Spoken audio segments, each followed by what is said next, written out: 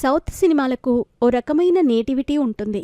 ఆ చిత్రాలు భారతదేశంలోని ఏ భాషలో అనువాదమైనా ప్రేక్షకులు మన కథలు అనుకొని ఆదరిస్తారు.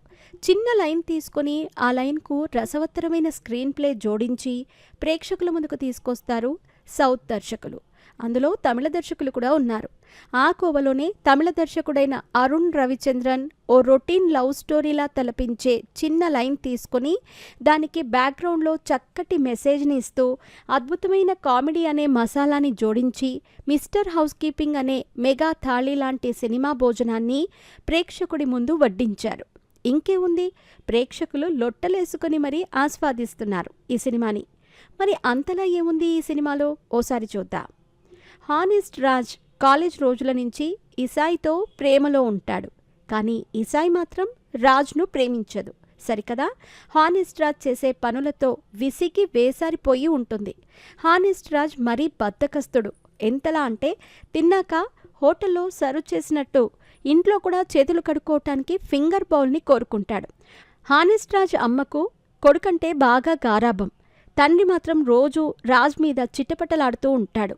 ఓ రోజు అనుకోకుండా తన తండ్రి ఫోన్ ద్వారా ఓ బ్లాక్ మెయిలింగ్ గ్యాంగ్కి కనెక్ట్ అవుతాడు రాజ్. వాళ్ళకి 5,000 రూపాయలు ఇవ్వవలసి వస్తే తెలియకుండానే హౌస్ కీపింగ్ టీంలో చేరతాడు. అనుకోకుండా హానెస్ట్ రాజ్ తాను కాలేజీలో ప్రేమించిన ఇసాయి వాళ్ళింటికే హౌస్ కీపింగ్కి వెళతాడు. ఇసాయి ఇల్లు అని రాజ్కి తెలిసి నాలుక కరుచుకొని ఇసాయిని బ్రతిమిలాడి పనికి కుదురుతాడు. ఇసాయికి తన కొలీగ్ హరీష్ నచ్చి పెళ్లి కుదుర్చుకుంటుంది. కానీ ఇసాయి ఇంట్లో పనిచేస్తున్న రాజ్ మాత్రం ఇసాయి తనను ప్రేమిస్తుందని అనుకుంటాడు. మరి పనివాడిగా వచ్చిన రాజ్ ఇసాయి మనసు గెలుచుకుంటాడా? హరీష్తో పెళ్లి కుదిరిన ఇసాయి రాజ్ ప్రేమను అంగీకరిస్తుందా అన్నది ప్రైమ్ వీడియోలో స్ట్రీమ్ అవుతున్న మిస్టర్ హౌస్ కీపింగ్లో చూడాల్సిందే. నేటి తరం చూడాల్సిన సినిమా ఇది. అలాగే లివింగ్ టుగెదర్ అనే ట్రెండ్ని విడమర్చి సినిమా భాషలో అర్థం చెప్పిన దర్శకుడికి హ్యాట్స్ ఆఫ్. ఉద్యోగస్తులు తమ తల్లిదండ్రులతో కలిసి చూసి చాలా తెలుసుకోవాల్సిన సినిమా ఇది. Watch this movie with your family.